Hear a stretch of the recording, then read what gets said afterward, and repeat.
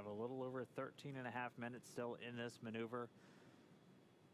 It is really cool to get this look inside. And again, that screen in the middle, you can see the trajectory that Dragon is on.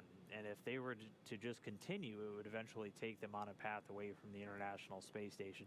But at the very top of really their orbital path right now, they'll converge on a point just 220 meters directly in front of the space station. So once they do get to that point, they'll be able to command a hold and have the vehicle essentially hover just a few hundred meters in front of the space station itself. They're moving at a pretty slow pace right now, but again, slow and steady wins the race whenever we're doing these docking maneuvers in close proximity to the station. We have about 13 minutes to go. They're moving at less than half a tenth of a meter per second as they continue to close in.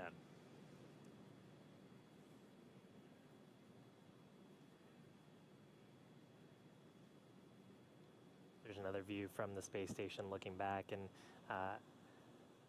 there's a brief moment there when we were looking at Doug's display where you could see that same view that we had of the International Space Station. So they have those views from the vehicle overlaid on their displays to give them some awareness of their relative motion to the space station, especially handy if they had to actually step in for manual piloting to dock. Fingers crossed they won't have to do that today, though, and that the flight control system will operate as intended. Yeah, we'll get the manual piloting demo, and then it'll be handed over to Dragon to do a nice, smooth operated, automated docking. Again, we've not been tracking any issues with the Dragon spacecraft on the whole flight uphill. Been moving through each of these burns a little bit ahead of schedule, running about 16 minutes or so ahead of the timeline as it was originally mapped out. Yeah, very, very healthy vehicle, this test flight, very little. I'm sure Bob and Doug have a few things as well that they're getting used to. There's only so much a simulator can train you on. I think they had mentioned a little bit of that during the ascent portion. There are a few things that are a little different than what they expected. But just because when you're actually launching on a rocket, that's a different feeling than sitting in a training capsule. Yeah, can't quite simulate a 9-minute ride on top of a controlled explosion in an office. But as they did give credit to the teams here at SpaceX, the actual piloting of the spacecraft went off exactly like their simulators. And so they're able to do all of that training here in Hawthorne, both in a cockpit simulator and in a full mock-up of the Dragon spacecraft itself, even able to get fully suited, plugged into the seats, go through all of the different systems that they had to get familiar with before they moved into their flight today. Yeah, you and Jesse actually had a really cool opportunity to step in and see the training capsule. The team that I work on actually gets to help train the astronauts that are coming through, so I've had some cool opportunities to interface with the Crew 1 crew. They've already started their training for the Dragon vehicle. Yeah, you get the really cool job. I get to come tag along every once in a while. But yeah, it was really exciting to literally sit in the seat where Bob and Doug were as they prepared for this mission. It was really exciting.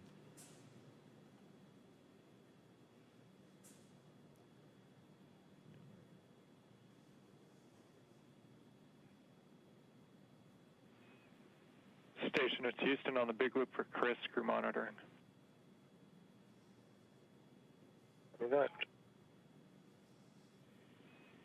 Chris, you can begin to monitor the approach per step 1 of 1.104 Crew Dragon approach and retreat monitoring.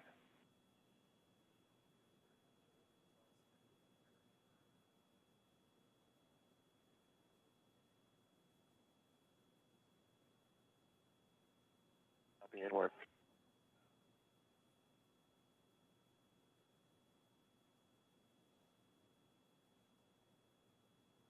So heard some cool stuff over the loops there. Looks like Chris Cassidy aboard the station is getting ready to monitor. We'd sort of talked about this earlier, but during the Demonstration 1 mission, the crew aboard the International Space Station had issued commands to Dragon. That's a capability that they have. So Yeah, so with Chris Cassidy now monitoring, we're a little under 9 minutes away from that arrival at waypoint 1. Let's jump over to Gary real quick for a quick station update, and he can walk us through some of the systems that are going to be in play during this manual piloting test. Gary? Thanks, Dan. Yes, we're monitoring the approach of Bob and Doug. Now just about 300 meters from station, heading towards that waypoint 1. One of the next milestones here coming up is going to be the manual flight test. Chris Cassidy already getting in position in front of the RPOP. This is the rendezvous software that he'll be using to watch some of the demonstration and the rest of the docking procedures for Bob and Doug as they move in to dock with the International Space Station. Right at about the time of the manual flight test, they will be communicating through the C2V2, Common Communication for Visiting Vehicle.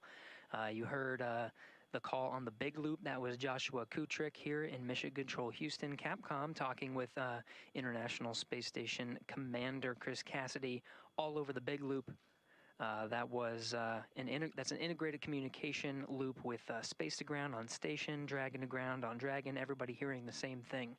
Once we're in position of the manual flight test, C2V2 will transition to receive video as well. We should be getting some great video from Dragon all through the hardware that is on the International Space Station, integrated and linked with the Dragon.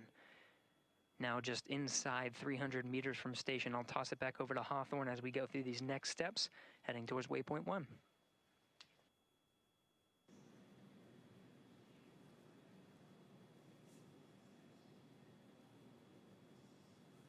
right on. Thanks for that update, Gary.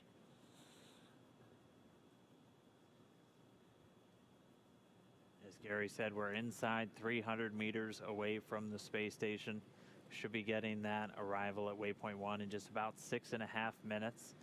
And then we'll see some dynamic action pickup with Bob and Doug stepping in to command a hold to the Dragon spacecraft and then step into their manual piloting test. Just to give you a long look at everything, we were originally tracking the docking just a few seconds before 7:30 a.m. Pacific time. We have been moving well ahead of the timeline, so we may only be about an hour away from docking at this point, as they're moving about 16 or 17 minutes ahead of schedule so far with all of Dragon's maneuvers. We'll consider that initial contact and capture of the vehicle to be that initial docking. After that, though, there are a series of steps that have to take place with the Dragon vehicle, actually done in concert with the station itself, which will do a quick handover of its attitude control systems, and then the soft capture ring on the Dragon spacecraft will begin to retract, and then a series of latches or a series of indicators will tell the Dragon spacecraft when it's ready to start driving hooks, which will secure it very firmly to the international docking adapter on the very forward Node 2 port on the International Space Station. And then once we have docking complete, there will be a series of steps both for the crew on Dragon and for the crew on the International Space Station. Yeah, that's right. Once docking is complete, the cavity in between the PMA node and Dragon, which we refer to as the vestibule, that is still a vacuum. So we'll do some steps there to bring air in from the International Space Station to pressurize that volume. There'll be a leak check on that volume to make sure that we truly a good seal. Don't want to lose that precious life support to the vacuum of space. And then, of course, when we pressurize that volume, that area has been exposed to space for a pretty long period of time, and we're expanding a gas into it, so the temperatures will fall in there a little bit. A period of time for a thermal hold to wait for temperatures to stabilize and to confirm that the pressure is good. So once all those things are good, then we can hopefully open the hatch, the forward hatch. Yeah, we do expect it'll take about an hour and a half or so typically before we start seeing hatches opened between the station and the Dragon spacecraft following a dock. And there are going to be two hatches. The first on the station side is the APAS hatch. That one will get open first, and then we'll wait for everything just to make sure that, again, we're at an equalized pressure between the cabin inside Dragon and the now open hatchway on the station side before Bob and Doug are able to open up the Dragon hatch. A number of other things are taking place while we're waiting for the hatch opening to occur. Dragon, once it's docked to the space station, will be able to connect via an umbilical to transfer power from the International Space Station, so no longer needing to use its own to power batteries and all the systems on board, be able to draw power. Dragon SpaceX for Approach 1 on Big Loop. Approach 1 capture ring extension will begin shortly. Command a hold 20 seconds after beginning Approach 1 for the manual piloting demo.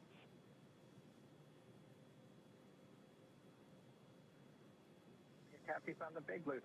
20 seconds after Approach 1, we will command the hold. Space station, so no longer needing Good copy. to power batteries and all the systems on board, be able to draw power. And so real quick, what they're referring to there, in about 2.5 minutes, we'll be at waypoint 1, so about 220 meters out in front of the space station. And then, just like waypoint 0, the vehicle able to bypass waypoint 1 and continue on its approach to the space station. The crew is going to jump in 20 seconds after they hear that Approach 1 has started, command a hold, and then they're going to move into that second manual piloting demonstration on board Dragon. So we should see that all start to happen in just about 2 minutes. And thankfully, as promised, the sun starting to come up on both of our spacecraft. Yeah, they also mentioned the soft capture system. So they'll do an extension of a ring with 3 pedal-like structures on it that are covered in micro switches and sensors. And when we do finally get to waypoint 2 and final approach for docking, those will interface with the international docking adapter and give us a confirmation that we've made what's called soft capture. Now, at that point, the spacecraft may have some relative motion, so that system helps get rid of any of that relative motion before we go in for final closure of the hard capture hooks.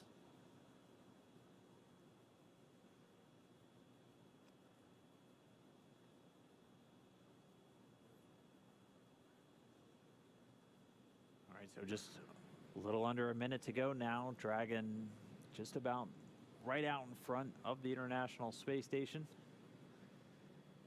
Again, in less than a minute, it'll begin its Approach 1, and then our crew members inside of Dragon will command the vehicle to stop.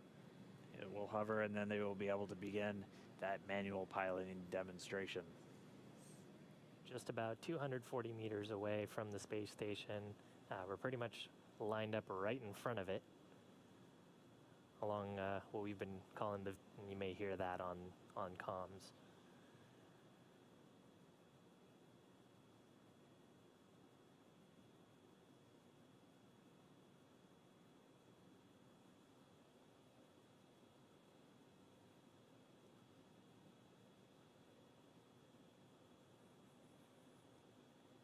And we do have a short communications blockage with the space station.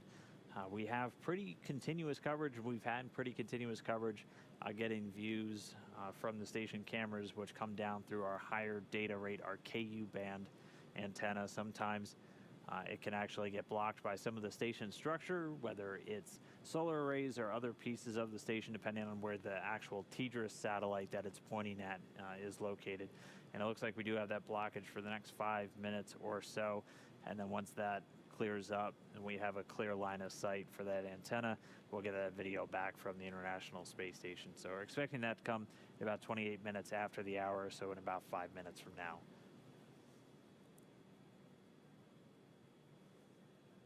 The ground control teams still certainly have good data to both Dragon and the International Space Station, so they're still able to monitor what's happening, have good telemetry. So different sensors, the velocity of the vehicle, how the prop is doing, if any thrusters are firing, what commands are being sent.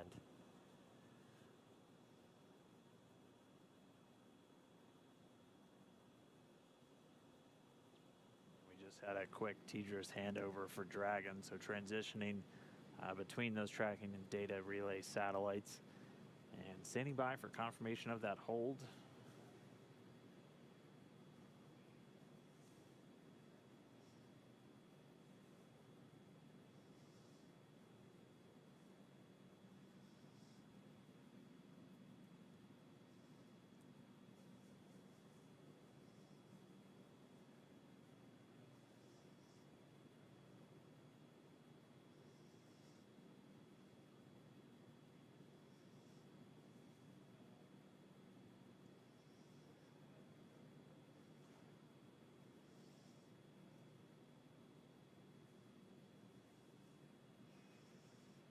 Station at Houston on the big loop for Chris monitoring.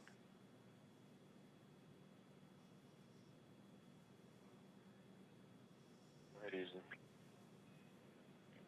Station in preparation for Endeavour's manual piloting demo. You can monitor now for block Charlie in 1.104 Crew Dragon approach and retreat monitoring. That'll be block Charlie.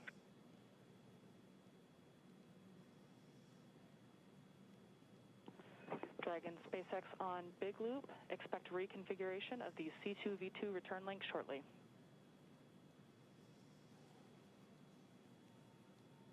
Copy.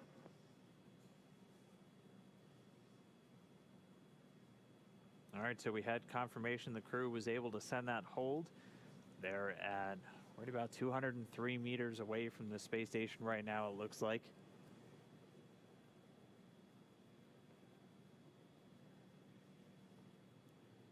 Right now, just So- flying in formation right in front of the space station, which is really cool.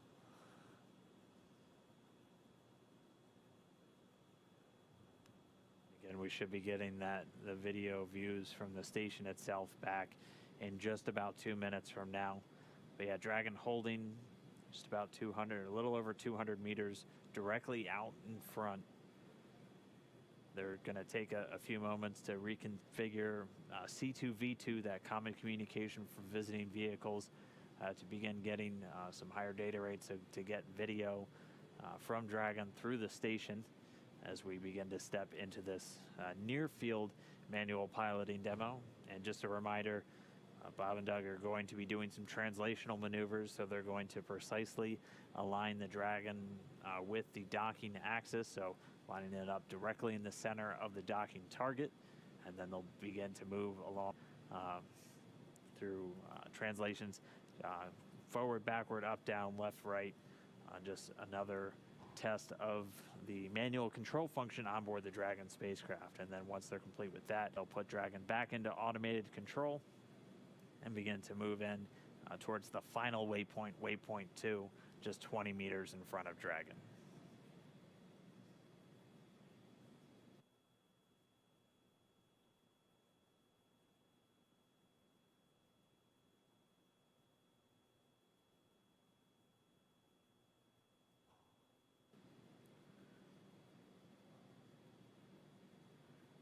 So before we start that, we do need to wait until we get that high data rate communication with the station locked back up. Again, should be just about another minute or so until that's in place.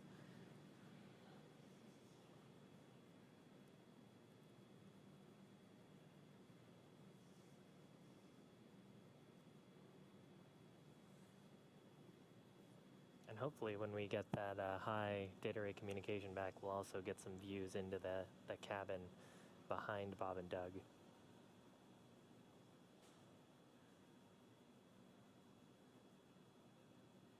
We got a few cool views of that earlier as they were getting closer and closer to station.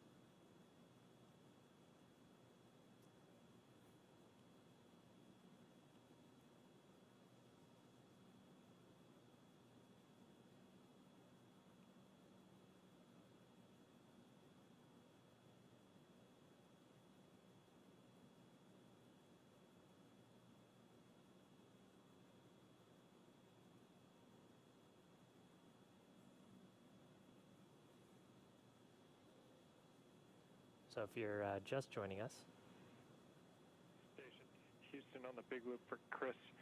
Dragon's now transmitting docking camera video. We want to confirm that video and data is updating in the Dragon 2 docking monitor. Work.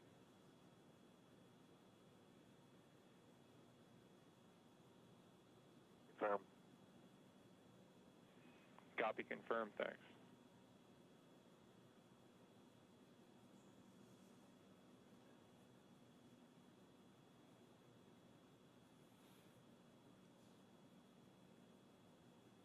so as I was mentioning earlier, if you're just now joining us, Dragon is now just 220 meters in front of the space station.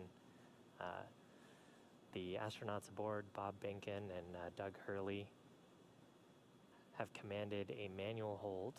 That's to perform a manual piloting test.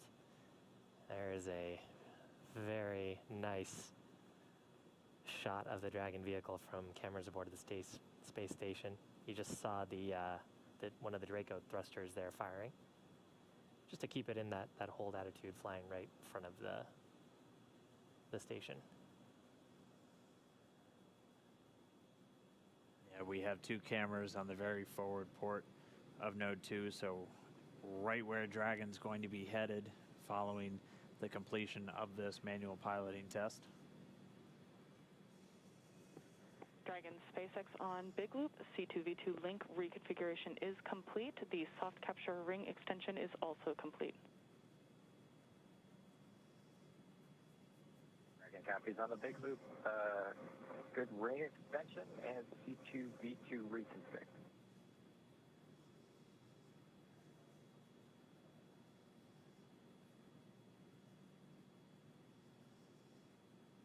On the big loop, the core, the crew operations and resources engineer here at SpaceX letting the crew know that we have a good TDRS link again. Good C2V2 link again. It's common communications for visiting vehicles.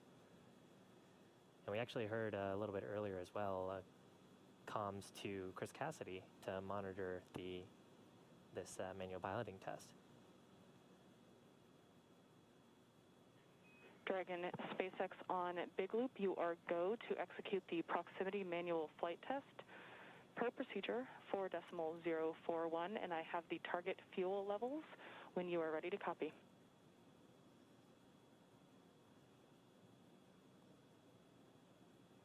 Copy or go for 4.041, and we're ready to copy the fuel constraint. Your 1/3 fuel usage will be 60.9, 2/3 58.9, and terminate 57.9.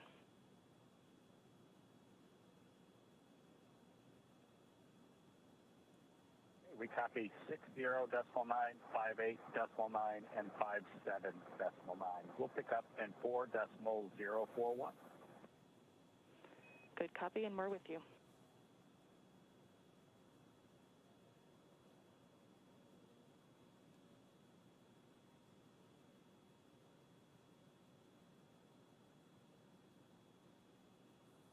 All right, so they're going to start maneuvering Dragon again, making some translational maneuvers. We did get some insight that it looks like they're a little bit to the left of the docking axis right now, and so we should expect them to move directly into the center line as one of their first maneuver. That's going to be their very first maneuver. And then they have a strict list of choreographed steps just to test out moving on the other axes. And we heard the core Anna Menon calling up the expected fuel usage inside Dragon. They're going to be keeping a close eye on that just to make sure they're not overusing the propellant in this flight test, making sure we still have good margins for all of the approach maneuvers, and then obviously for everything at the end of the mission itself. Yeah, and the thrusters that we're using here. Dragon, on the big loop, we are commencing with docking axis capture. We are following along with you.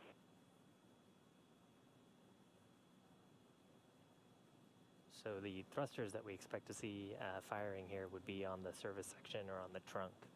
and you'll see some plumes coming out from the shot on your screen.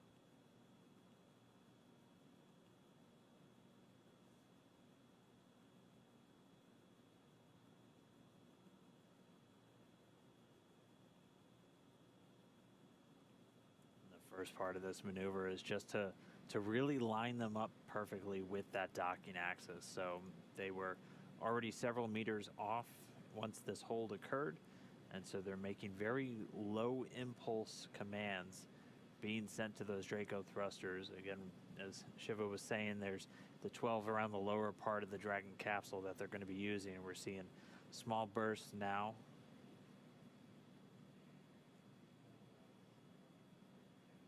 Yeah, and they actually have a couple of precision modes where they can put in sort of coarse and fine inputs into the vehicle. That's all stuff that they can control off of those touchscreen displays to get the right amount of impulsive thrust.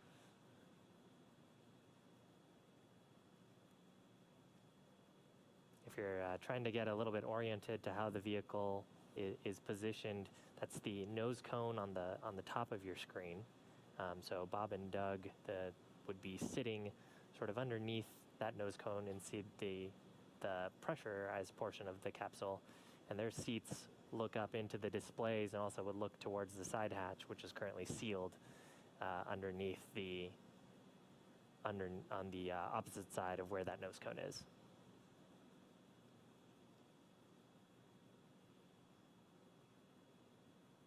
Very cool to see those thruster plumes. Yeah, the Kronos emission control Houston actually opened up the iris a little bit on that camera on the space station so we could see these plumes.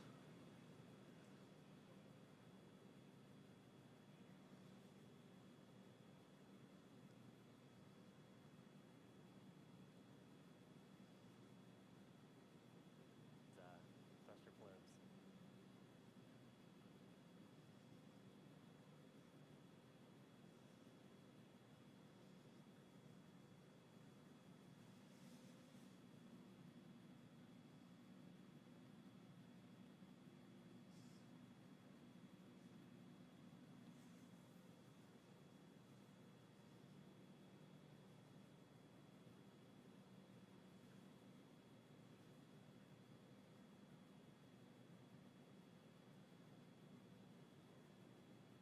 And SpaceX Dragon, we've completed the docking axis capture maneuver. We're going to move on to the YZ translation. Copy, we're with you.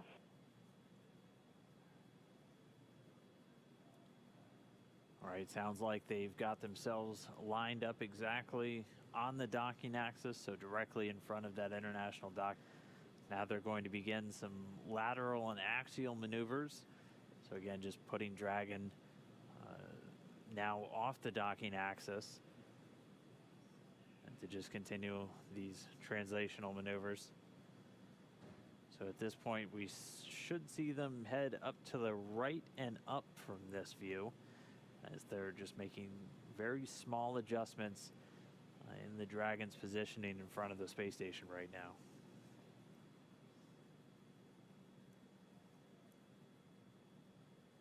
And here comes the translation.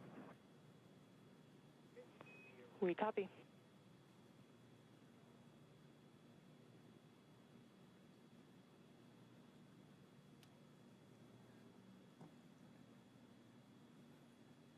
Yeah, in the data, it looks like we're seeing the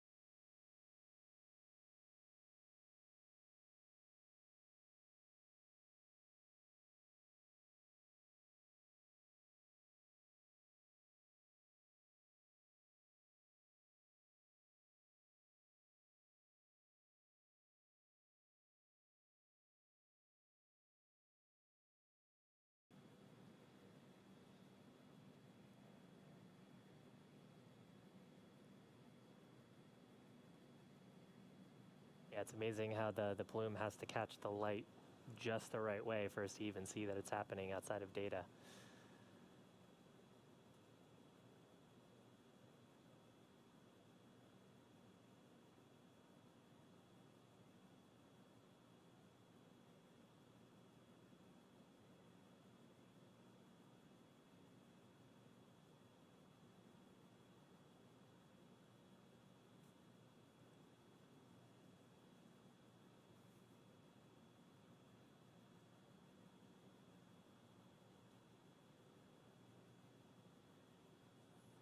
Yeah, and looking at the data now, it looks like we have zeroed out that that radial velocity delta. So Bob and Doug cleared out that small translation test that they did. We may get a radio call down here that they've completed the Y direction testing.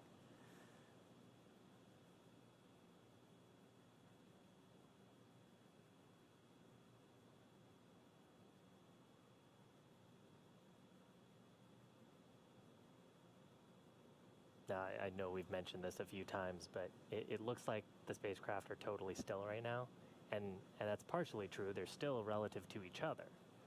But right now, both the space station and Dragon are going around the world, what is it, about once every 90-ish minutes? Yep. Or less? Once every 90 minutes, seeing 16 sunrises and sunsets every single day. And while our view right now, We've completed the Z translation, moving on to the Y. We copy. We're with you.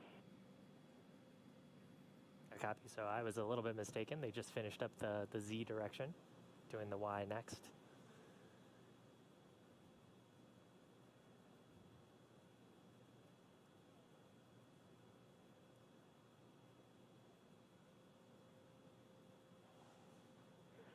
Dragon SpaceX on Big Loop, you have used approximately 1/3 of your prop test budget.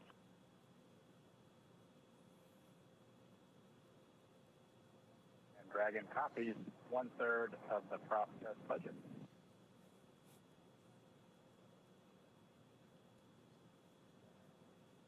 So the Corps letting the crew know how much prop they've worked through.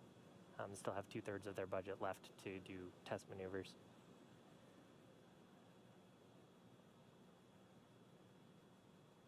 And of course, any bit of propellant that they're using is just a little bit less margin if they needed to use it for something else. But a good way to exercise the system, see that manual piloting works as intended, and I'm sure for them to have a chance to provide some feedback on how manual piloting actually felt in space and how the control felt. yeah, a big part of their job for this mission is really to not only put the vehicle through its paces, but to take a lot of detailed notes and mental notes that they're going to be passing along to any future crew members flying on board Crew Dragon. As we've talked about, the simulators have been a pretty good guide for how the actual manual piloting goes, but things like the ascent up to orbit were quite a bit different from what they expected. And so they're just taking all of that in, internalizing it, and a big part of their job once they come home is to pass that along to all of our upcoming crews, one of which is targeted to launch just about a month after they come home. That Crew 1 outfit of 3 NASA astronauts, Victor Glover, Mike Hopkins, and Shannon Walker, and a Japanese astronaut, Soichi Noguchi, will be aiming to do that flight a little bit later this year. So going through the paces right now, looking at our data, I think I made the same mistake you did, where I assumed them going up would be the y-axis. It looks like that was actually their z-axis, and the y now then moving to the right. So we're seeing some small shifts. They're continuing to use up a little bit of their prop budget. We heard they're already a little past 1/3. Yeah, it's actually something interesting about both aircraft and rockets. When you consider the coordinate system, what we refer to as the x-axis is usually the one that goes through the nose. So in the case of Falcon 9 and Dragon sitting on top of each other, the x-axis would have been pointing through the nose cone going up. Can be a little bit counterintuitive. And then actually in aircraft, the z-axis usually points down, depending on whether you use European or American coordinate systems and the type of aircraft you're working on.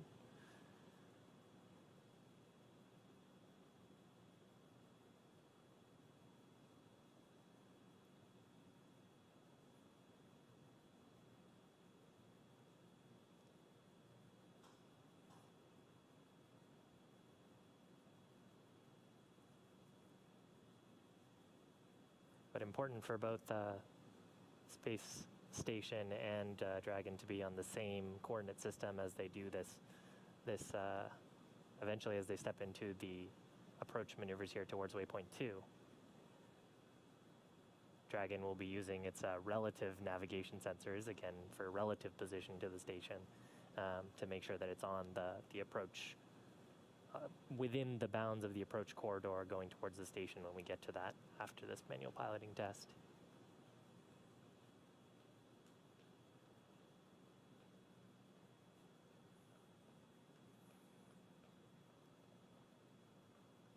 We should be getting to that shortly. This manual was slated to last about 25 minutes. As we have been running ahead of schedule today with all of Dragon's maneuvers, we could be looking at a docking only about 25 or 30 minutes from now. So once they're done with this manual flight test, they'll turn control back over to Dragon's flight computers and they'll resume their approach, which had actually already started automatically before the crew issued a hold command to the vehicle. And then they'll press in to arrive at waypoint number 2, at which point the teams will do a final go, no go for docking. They'll depart that 20-meter hold point, and it should be just about 5 minutes following that departure until we get contact and captured. Yeah, and the crew right now are seated in Dragon in the pilot and commander's seat. Both of them are suited for what are relatively dynamic maneuvers. And they'll continue to be suited until we have confirmation of good hard capture on the space station.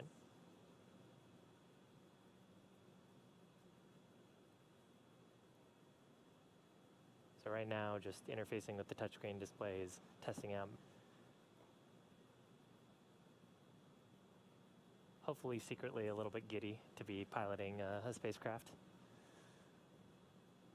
I mean, before they had launched, Bob Behnken had referred to this mission as every astronaut's dream, getting to launch in a new spacecraft, putting it through its paces.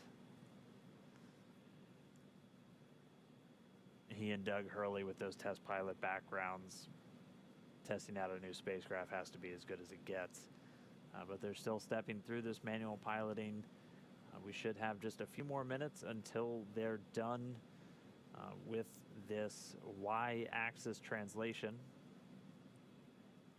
and then they'll be able to turn command back over to Dragon, which will return itself to the docking axis and then begin that approach into waypoint 2.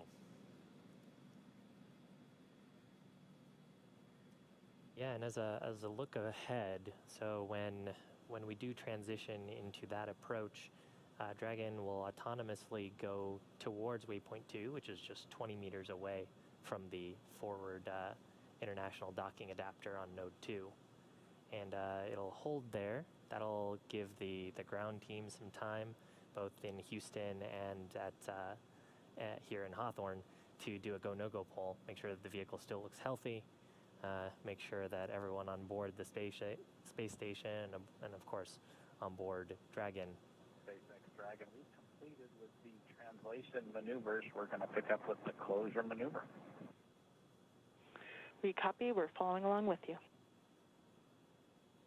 All right, sounds like they're done with their translations. They're going to start moving it back to the docking axis, put us right back on the center line, and then we're going to resume that approach into station.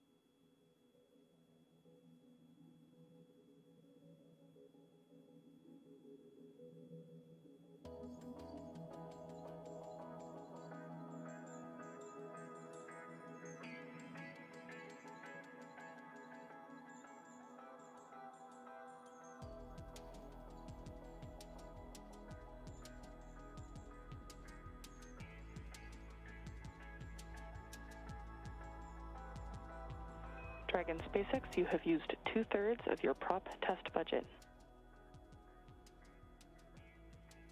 I can copy 2/3 of the budget.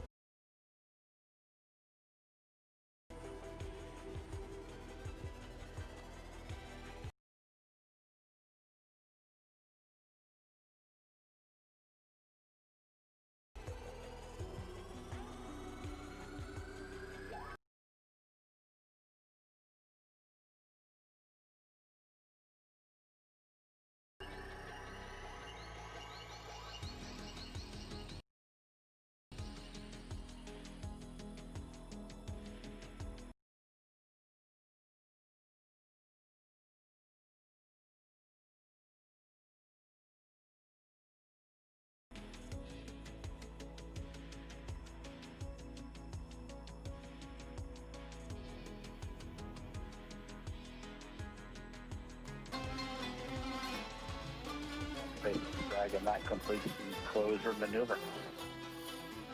We copy closure maneuver complete.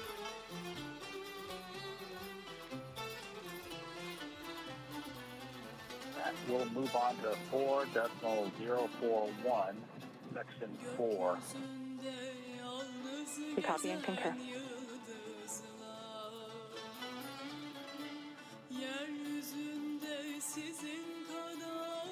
So our manual flight test has been completed. We're standing by for them to now resume approach 1. So to move in from that waypoint 1, we're already inside of the keep out sphere at this point. Dragon's holding just 176 meters from the space station. And pretty soon they're going to be approaching. Dragon, that completes the manual piloting demonstration. I only had to twist Doug's arm for 2 or 3 minutes to get him to allow me to deactivate the piloting controls. We copy. Excellent. Thank you. And with that, we ask that you, from the display used for manual piloting, please go to audio settings and adjust a gain setting for seat 1 or 4. And in addition, we would appreciate any handling qualities evaluation of the proximity piloting possible. We've completed the gain setting adjustment for seat 1, and I'll turn it over to Doug for the handling quality quick look. SpaceX Dragon on the big loop for the handling qualities. It flew just about like the sim, so my congratulations to the folks in Hawthorne. It flew really well, very crisp. It was a little sloppier and wide, just like we saw in the sim, but all the other axes, as well as closure and opening, were all just as per. Excellent to hear. Thank you.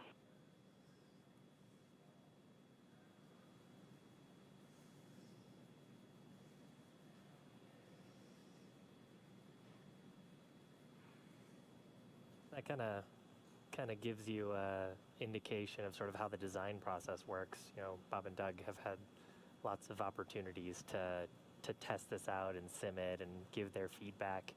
And pretty cool to hear that their sim experience was very similar to what they saw actually on orbit. Just, I think you said 170 meters away from station right now? Yeah, we're just 176, and I imagine as a spacecraft designer, that's exactly what you want to hear, is the way that I trained you in it here on the ground is exactly how it performed once you're there for the real thing. So the second manual piloting test in the books, Bob and Doug putting Dragon through its paces. Now we're time to put it all to where to get Dragon docked to the International Space Station. Dragon SpaceX on Big Loop. The ground will be resuming approach shortly. We do plan to hold briefly at waypoint 2, so reminder that crew visors down are not required until the ground is preparing to command the final approach. Dragon, we copy. We'll hold at waypoint 2 for a pause, and then we'll get our visors then once you command. We copy. And station, it's Houston on the big loop. As you've heard, Endeavour is resuming its approach to waypoint 2. Chris, you can monitor now for step 2. That's step 2 and 1.104 Crew Dragon approach. Copy, step 2 will work.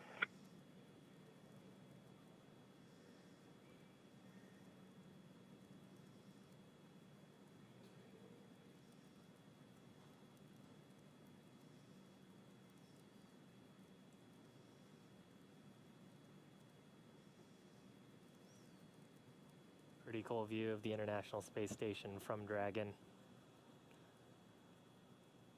This would actually be overlaid, or rather their controls would be overlaid on the displays on top of this view. And we got to see some pretty cool views from behind. Actually, there's a view right there. You can see this on their displays. Visors up, Doug in the left seat, Bob in the right seat.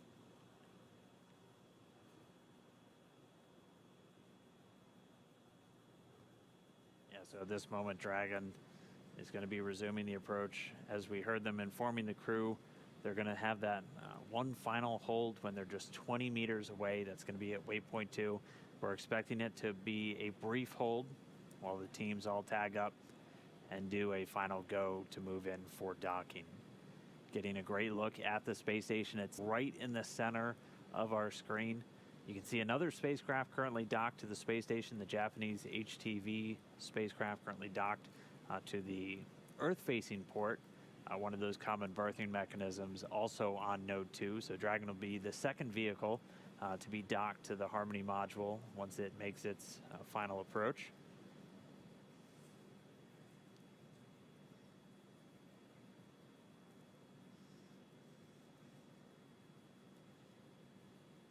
And it's moving in right now. Again, just to give you an idea of how quickly they're moving, they're going meter per second right now. And so if you're having any trouble with that docking simulator online, remember to just slow things down a little bit and your chances will go up exponentially. We just passed 140 meters away. We'll get our live video comm back with the space station momentarily. As soon as we do, we'll bring you back up there. But for now, Bob is continuing to fly in. They're just 135 meters away. Station on the big loop. In step 2, review of steps 3 and 4 is complete. Crew on the International Space Station is ready for docking. Station, Houston on the Big Loop. We copy the review of 3 and 4 complete. International Space Station ready. Thank you. Expedition 63 Commander Chris Cassidy giving the report. Station is ready for docking. Yeah, and you can see the trajectory of the spacecraft. There are small corrections that are happening. So as we get closer and closer to station, we're trying to stay within those 2 corridors, which are shown coming out of the docking port that we're going towards. That little dot, I think, was the 20-meter hold point. So that's where we expect there to be the spacecraft holding right in front of the International Docking Adapter. There'll be a go, no-go pole. The ground teams have worked hard over the past probably years to come up with a set of what we call flight rules. So those are technical constraints, items that we look for, that if any of those criteria were violated, then we have a rule that we've predetermined, gives us guidance to say whether we could approach or not. So far, our vehicle has been very healthy, but technical ground teams will all do their due diligence to make sure that it's still safe to approach. Right, and at this moment, that approach is continuing, still moving in at about 0.3 of a meter per second. Dragon's coming up on just 100 meters away from the space station. So the very top there is the nose cone on the spacecraft, where we've got a cool view. Left side of your screen is the International Space Station. Right side of your screen is Dragon.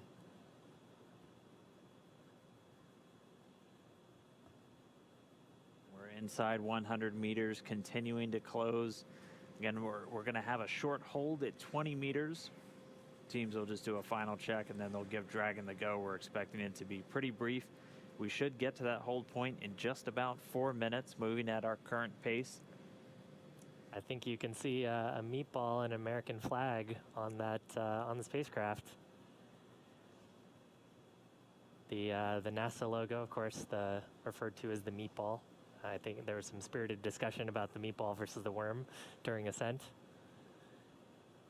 And you can see those logos. That structure on the fairing structure is actually what the Super Dracos are housed in. Of course, all of those are deactivated now, only used for launch escape during the ascent portion.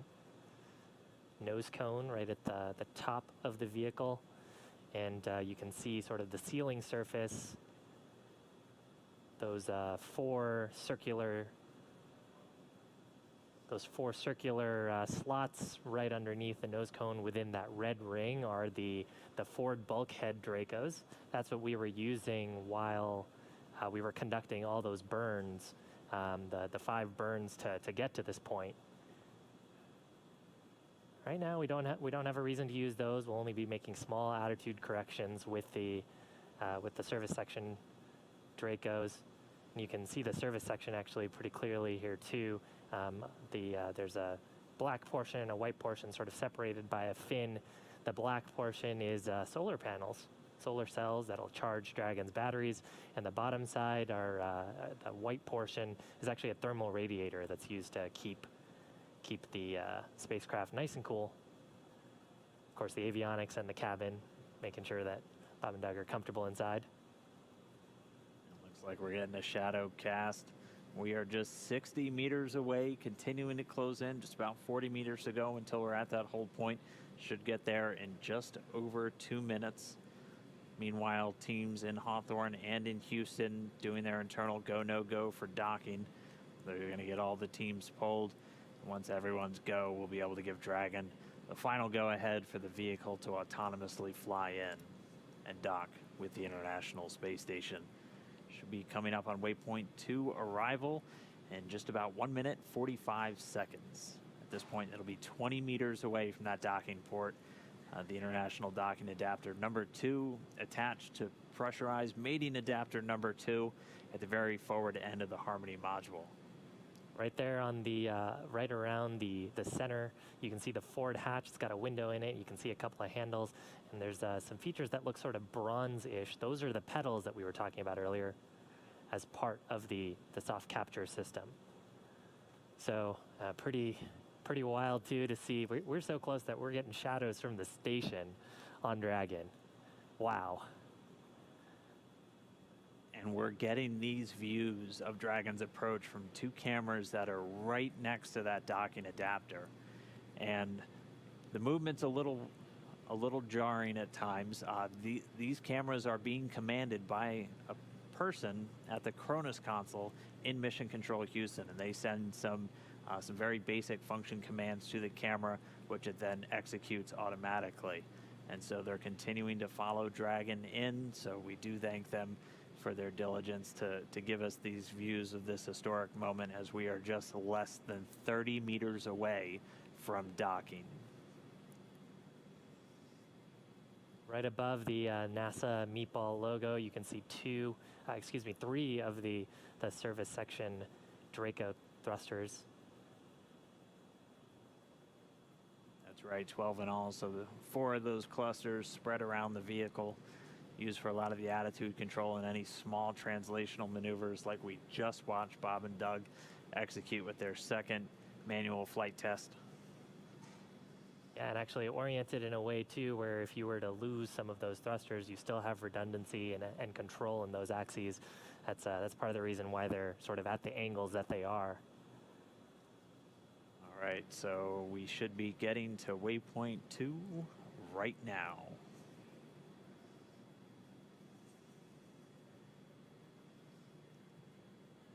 So it looks like we do have that hold. Dragon SpaceX on Big Loop. The ground is go for approach 2. We will be enabling the resume shortly. As a reminder, ensure your visors are closed prior to Dragon's departure from the waypoint. And once Dragon is inside the crew hands-off point, retreat and breakout are not permitted. And for your awareness, we have sunset in a little less than 8.5 minutes.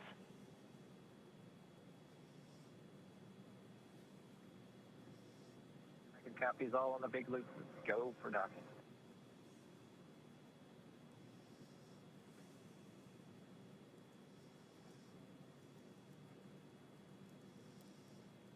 So Doug on the spacecraft confirming their go for docking.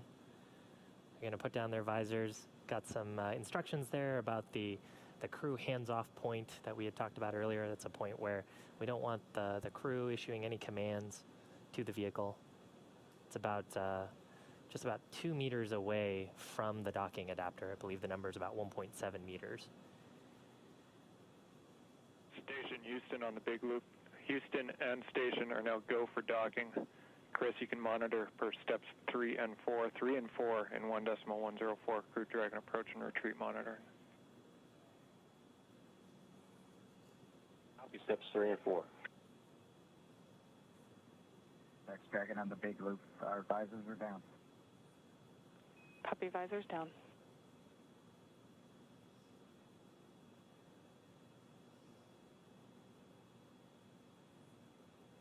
With the crew confirming their visors down, we should see the final approach resume.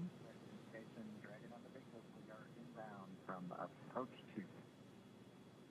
Copy, inbound. Station copy.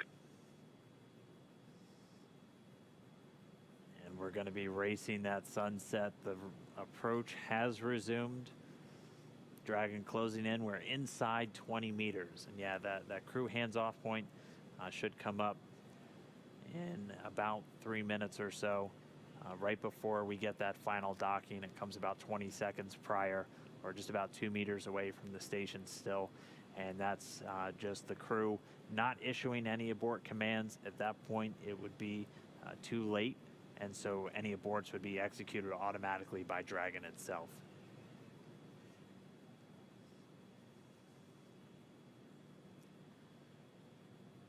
So we're closing in at less than 1/10 of a meter per second at this point. You can see the service section Dracos just doing all these very small, minor attitude corrections. Really, the autonomous docking system at work, making sure that the vestibule and the soft capture system is lined up with IDA2. It's the International Docking Adapter.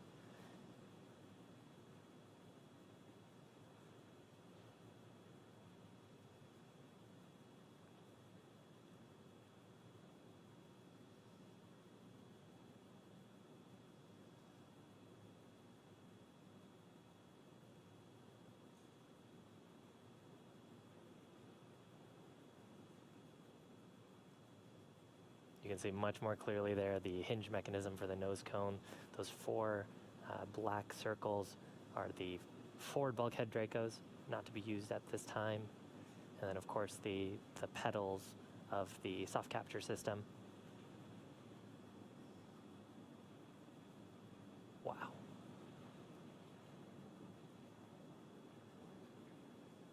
Dragon on the big loop. We're inside 10 meters. We cannot make out the docking target, but we do see the outline. We copy and concur, 10 meters. Right, we're less than 10 meters away. Again, we're closing at that rate of less than 1/10 of a meter per second. We should be just about 1 minute 45 seconds away from docking. There's a center line camera right in that middle, so that you can see where the forward hatch is, and right in the middle of that there's a window, and there's a center line camera that is aligned with the center of the vehicle and the center of the docking mechanism. So that is what the autonomous docking system is using to line up with sort of a cross-hatch, cross-target on the docking port. Again, the forward docking port on PMA2, or the pressurized mating adapter. And we are just 5 meters away. Again, we're racing that sunset. This Dragon continues to close, 4 meters to go. Those shadows of the space station on the vehicle.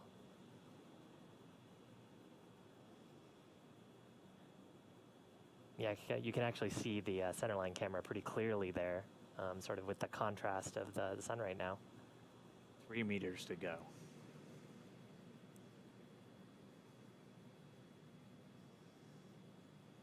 Two meters. Inside the hands-off point, the chop, the crew hands-off point, 1 meter to go.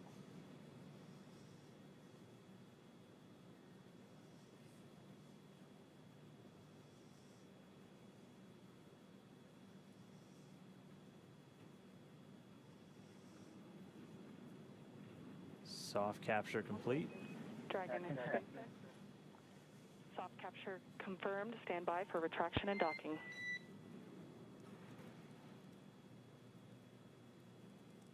Bye. And we just heard it, soft capture. We have docking, that coming at 7:16 a.m. Pacific time, with the station and Dragon flying 262 statute miles right over the border between northern China and Mongolia. You saw a little bit of motion there of Dragon. That was that relative motion that the soft capture system is damping out. Once that motion is clear, then the soft capture system will be retracted, and Dragon will go for hard capture.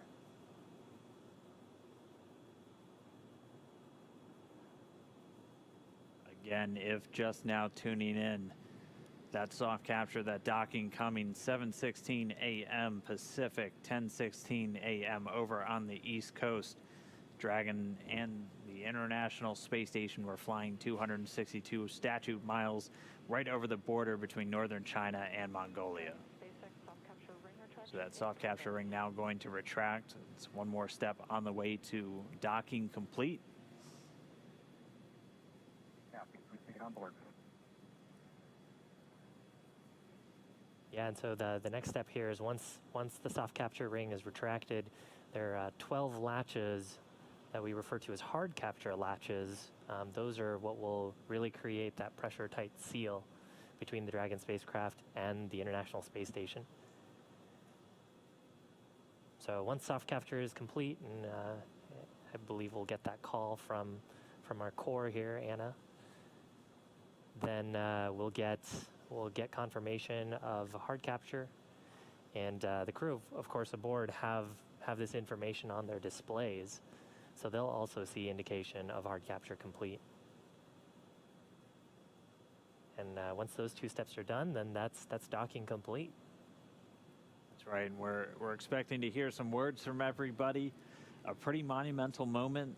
I mean, for Doug Hurley, he's returning to where he last docked almost 9 years ago on the very last space shuttle mission, now commanding the very first commercial spacecraft to deliver astronauts to the International Space Station. That's got to be cool for them. They've mentioned quite a few times that they're best friends. Our favorite dads in space, as we've been calling them. This has got to be really cool for them. It's got to be really cool for their families too, watching this.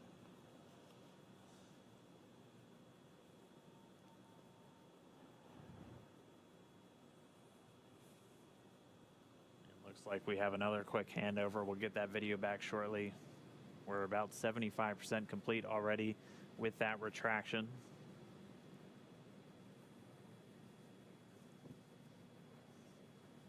Once that retraction is completed, we'll keep an eye out for the 12 ready to hook indicators. Once those are ready, those 12 hooks will begin to engage, and that'll securely attach Dragon to the International Space Station. Yeah, so right now the vehicle confirming that the soft capture system is deployed correctly and is fully retracted. And then once the soft capture system is fully retracted, that'll set up the vehicle to put in the hard capture pins.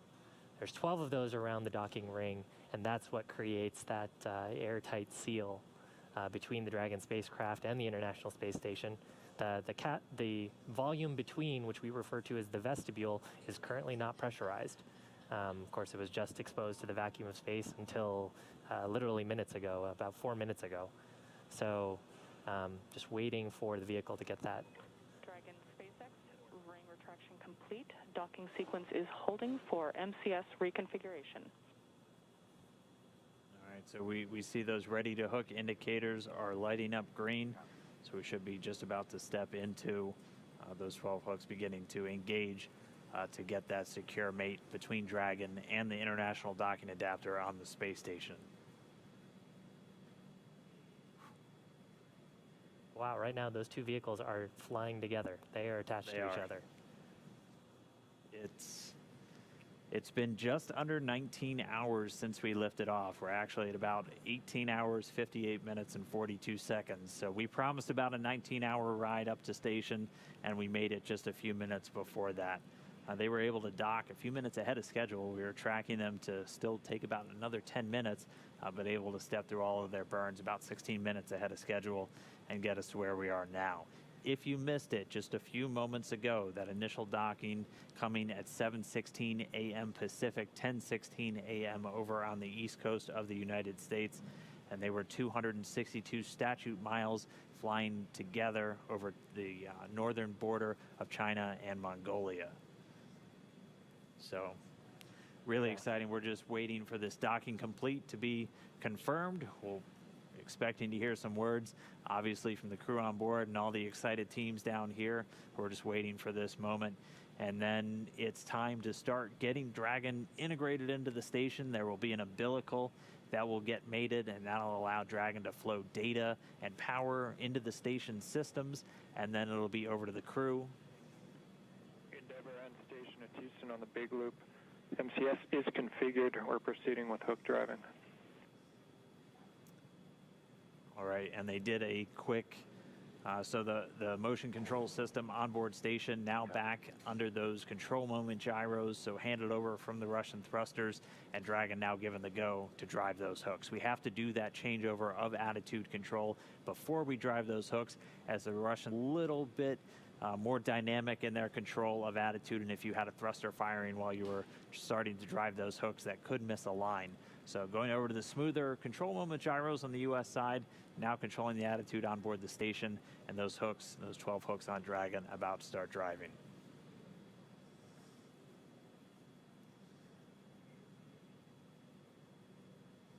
Right now, Dragon and ISS attached, just flying off the east coast of China, just underneath Japan. Attached to each other. We recently passed over to the orbital night, so we're on the currently the dark side of the world.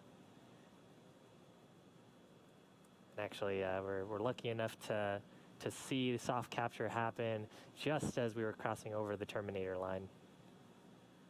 And if you're wondering what you're looking at, this is one of the cameras on the very outboard part of the Japanese experiment module, looking back in towards the very front part of Node 2, where Dragon is currently docked. We are in an orbital nighttime, that's why everything is so dark, but you're looking at Dragon. It is horizontal to the ground, so the hatch part is right where that green light pretty much is. You can see the nose cone still illuminated above it, and it is currently attached to an international docking adapter on the International Space Station.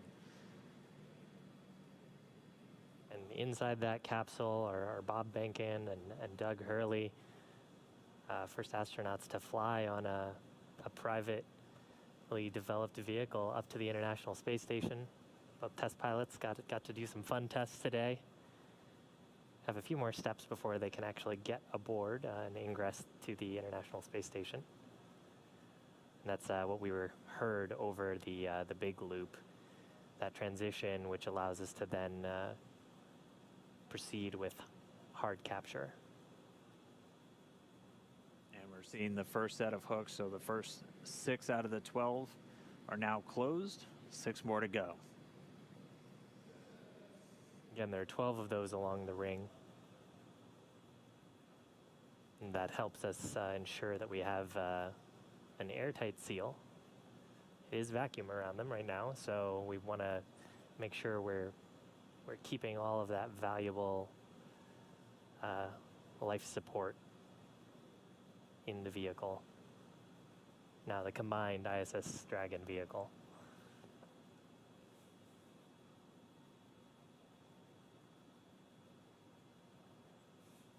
Meanwhile, inside the capsule, Bob and Doug also standing by for this hard capture to complete. And once we have that docking complete call, they'll be able to start stepping through a number of procedures to get them ready to move into the International Space Station. They'll get the go-ahead to doff or get out of their suits, and then they'll have some activities on the Dragon side to prepare for the hatch opening. Chris Cassidy will mainly be working on the station side to pressurize the vestibule. So as Shiv has talked about, the space between the Dragon capsule and the space station was exposed to vacuum, and even after this tight seal has occurred, we'll still be at vacuum inside. So we'll actually open up a valve to supply air from the station side into that space between the Dragon and station hatchways, and they'll get it up to the same ambient pressure that we'll have inside of Dragon and on the station itself. They'll wait for it to thermally balance out, make sure we don't have any temperature swings as we're vacuum, so probably from a very cold temperature up to about 72 degrees that they have in their cabin temperature on board, and then we'll get the hatches open. SpaceX, hard capture complete. Stand by for docking completion.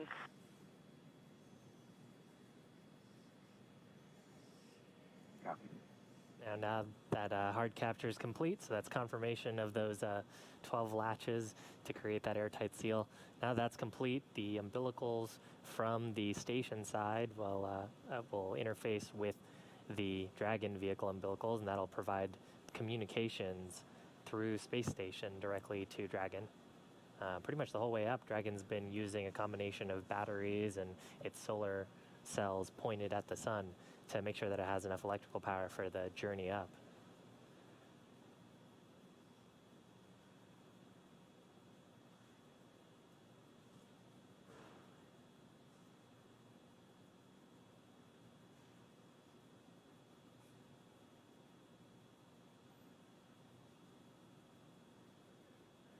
And we're just standing by now for that umbilical to get mated, and that's gonna, again, as Shiv was just saying, start the power and data transfer between Dragon and the space station. They've been transmitting data through RF radio frequency on the way uphill, and during the final approach, this will give a hard mate, basically a wired LAN connection between the Dragon spacecraft and the International Space Station itself, and then also being able to draw power from the station systems using those great big solar arrays that are used to generate all of the electricity for systems on board the station.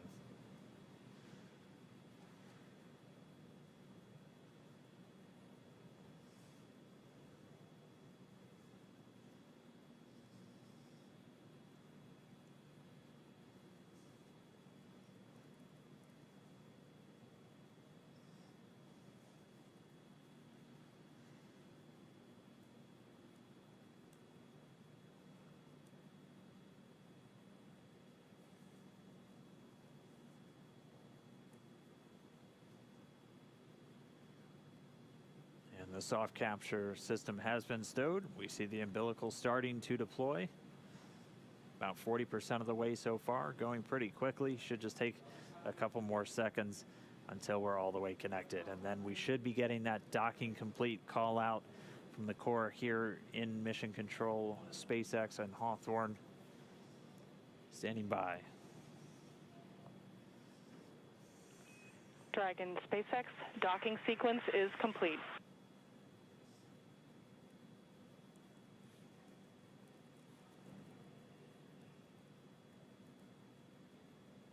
Dragon, we copy docking complete.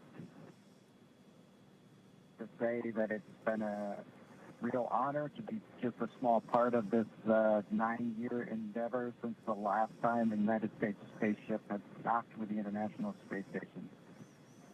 We have to congratulate the men and women of SpaceX at Hawthorne, McGregor, and at Kennedy Space Center. Their incredible efforts over the last several years to make this possible cannot go overstated. I'd also like to thank Kathy Leaders and her team of the Commercial Crew Program of NASA. An outstanding job by everyone. Last, I'd like to thank the men and women of the National Aeronautics and Space Agency. This is an incredible time to be at NASA. 3 new vehicles to be flown, continuing mission in low Earth orbit, and then to the moon and Mars. We thank you again and congratulate you.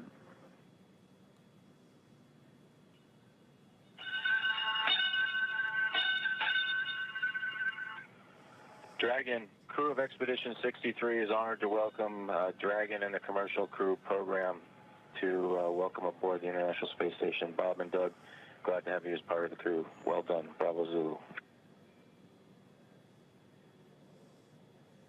Hello, Kathy. Thank you, Chris. Thank you, Chris. Endeavour, this is Houston.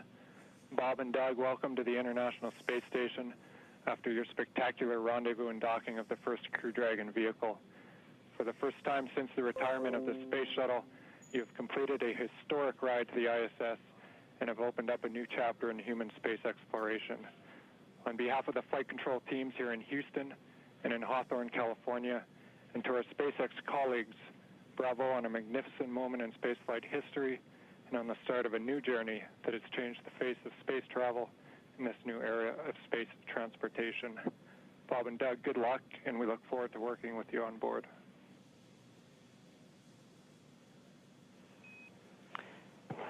Dragon SpaceX, Bob and Doug, we here at SpaceX are honored to have been part of ushering in this new era of human spaceflight. On behalf of the SpaceX and NASA partnership, congratulations on a phenomenal accomplishment and welcome to the International Space Station.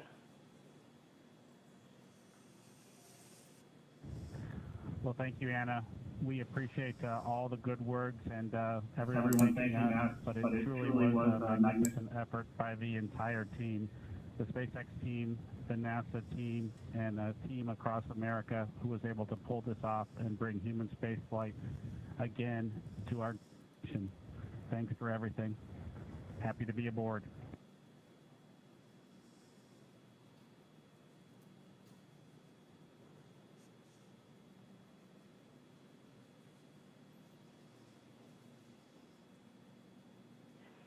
And Dragon SpaceX, with that, ground will be enabling hardline power and comm connection shortly. You are go to doff your suits per procedure 4.012. We will be configuring your video to go external shortly, and we have one request for Bob's suit doffing when you're ready to copy.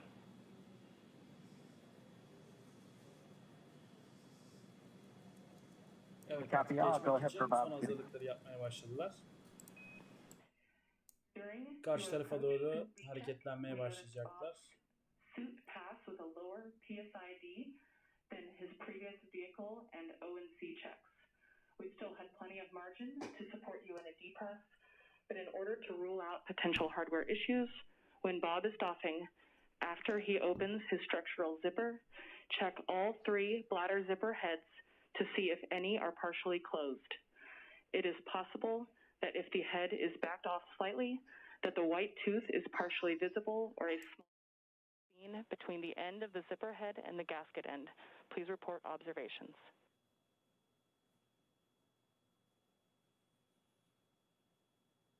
Copy. Bob will take a close look at his zippers when he doffs, and he'll get doffing first, so we'll let you know as soon as we see something or if we see something. Great. Thank you so much.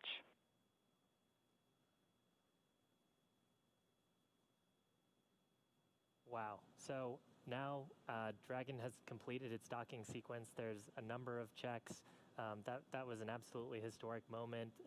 And in spite of that, the ground team's getting right back to business, talking about the suit performance. Just let us know when the interior cameras are secured. The cameras off first before we can get them out of their suits. Absolutely. So spacecraft is now docked. They've got several tasks that they're going to need to be able to do. While we're waiting for those tasks to happen, we're actually going to take a short break. But if in case you just missed it, the Dragon's now docked to the International Space Station, docked at 7:16 a.m. local time. Yep. Bob and Doug are at the space station. Yeah, they're there. It was just under 19 hours to their docking, so pretty much right on what we were expecting. They got there a little bit early today, which was nice, as they were able to get through all those burns. But I mean, they're going to be a little while. They have to do that vestibule pressurization, leak checks. Dragon on Dragon to ground for Bob. I've got both structural zippers on my gloves lowered, and I do see white teeth visible on both sides. It looks like a full white tooth. I'll give you an update once I get to the leg zipper. Copy. White teeth on both sides, and we'll await your next status. So the crew right now just going through some checks of their gloves. They're about to get out of their suits. That'll be the first step for the crew on board Dragon. For the crew on board station, Chris Cassidy is going to start getting that vestibule pressurized, and then they're going to do leak checks. So they're going to be actually taking atmosphere from station, putting it into that vestibule, and then once we get all the leak checks done, things are thermally stabilized, it'll be time for hatch opening. We'll be able to see Bob and Doug get into the space station for the first time from on board the Dragon spacecraft. And again, for Doug Hurley, this is the exact port he was at almost 9 years ago when he was on the very last space shuttle mission, and now he's commanding the first commercial vehicle to dock with the International Space Station. I think that's going to do it for us in Hawthorne. We're going to give you into the very capable hands of Gary Jordan to take you through the rest of the hatch opening. We're going to be watching from here and following along. We can't wait to see these crew members on board the International Space Station. Thank you for everybody who tuned in. We hope you enjoyed the launch. We hope you enjoyed the ride uphill. We really hope you were with us every single moment from suit up until now, so you've been up for over 24 hours. But it's been an incredible experience to see these guys get on board the International Space Station, to watch Dragon go through the paces, to be lofted into orbit on Falcon 9. Something we've been waiting for years, seeing it come to fruition. I'm still grappling with. Dragon, SpaceX but it on was Dragon really to ground. incredible. Video is and no Shiv, interior. it was an honor doing this with you today. Yeah, absolutely, Dan. They Dragon copies. Thanks, Anna. can't step on the crew. That's Can't the step on one the- rule. yeah. There were some really great words there from all the flight control teams about how this was a joint partnership between NASA and SpaceX. I think everyone is over the moon here at SpaceX for this. Bob and Doug have got to be excited, and now back to business to get the vestibule ready to go, and then get them on board the station. So again, thank you for following us. Please continue to watch as Gary takes over for the hatch opening portion, and for more updates on what's happening with hatch open. Over to you, Gary. Thank you, Shiva. Thank you, Dan. What an incredible flight for Bob and Doug, lifting off just yesterday and now in space, attached to the International Space Station. Some kind words all over after docking at 9:16 a.m. Central, and a hard mate just 11 minutes later. We're still not done here. We're going to take you through the pressurization sequence and eventually hatch opening of the International Space Station. Ground. Cabin mic check com. And I hear you loud and clear on Dragon to ground. How me? Loud and clear. Excellent.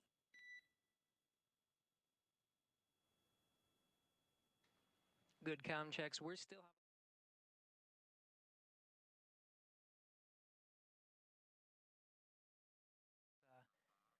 And SpaceX Dragon with an update from Bob. It looks like white tooth on the leg zipper as well. We'll take a close look if we can see anything else that might have resulted in that lower leak check pressure. Copy. Really appreciate the report. Thank you. Teams behind me will be configuring the Dragon and space station to welcome Bob and Doug aboard. First, of course, the International Space Station attitude control moment gyros, really holding the Dragon in place through the hard capture sequence. We'll start enabling those thrusters and pressurizing the vestibule. It'll take about an hour until we're able to get the hatch open. The teams here in Mission Control Houston Orbit 2, led by Flight Director Zeb Scoville, will be taking us through that process. It'll take about an hour until we're able to get the hatch open.